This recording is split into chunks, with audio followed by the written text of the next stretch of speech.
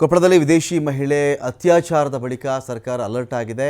ರಾಜ್ಯದ ಬೇರೆ ಬೇರೆ ಪ್ರವಾಸಿ ತಾಣಗಳಿದೆಯಲ್ಲ, ಇನ್ನು ಮುಂದೆ ಅಲ್ಲಿ ಹೊಸ ರೂಲ್ಸ್ ಅಪ್ಲೈ ಆಗುತ್ತೆ. ಪ್ರವಾಸಿ ತಾಣಗಳಾಗಲಿ ರೆಸಾರ್ಟ್ಗಳಾಗಲಿ ಸರ್ಕಾರದ ಈ ನಿಯಮವನ್ನು ಫಾಲೋ ಮಾಡಲೇಬೇಕು.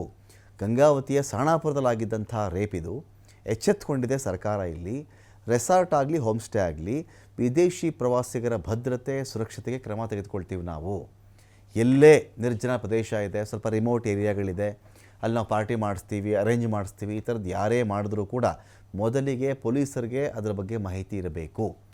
ಅನುಮತಿ ಇಲ್ಲದೆ ಏನಾದರೂ ಅಂತ ಪಾರ್ಟಿ ಮಾಡೋದು, ಅಲ್ಲಿ ದುರ್ಘಟನೆ ಆಗೋದಾದರೆ ಹೋಮ್ ಸ್ಟೇ ಮಾಲೀಕನೇ ಒಳಗಡೆ ಹಾಕ್ತೀವಿ ನಾವು. ಅವನೇ ಹೊಣೆ ಆಗಬೇಕಾಗುತ್ತೆ. ಇದಕ್ಕೆ ನಿಯಮ ಫಾಲೋ ಮಾಡದೇ ಇದ್ದರೆ ಮಾಲೀಕರೇ ಇದಕ್ಕೆ ಹೊಣೆ ಆಗಬೇಕಾಗುತ್ತೆ ಅಂಥೇಳಿ ಸರ್ಕಾರದ ಅಪರ ಮುಖ್ಯ ಕಾರ್ಯದರ್ಶಿ ಎಸ್ ಆರ್ ಉಮಾಶಂಕರ್ ಆದೇಶವನ್ನು ಮಾಡಿದ್ದಾರೆ.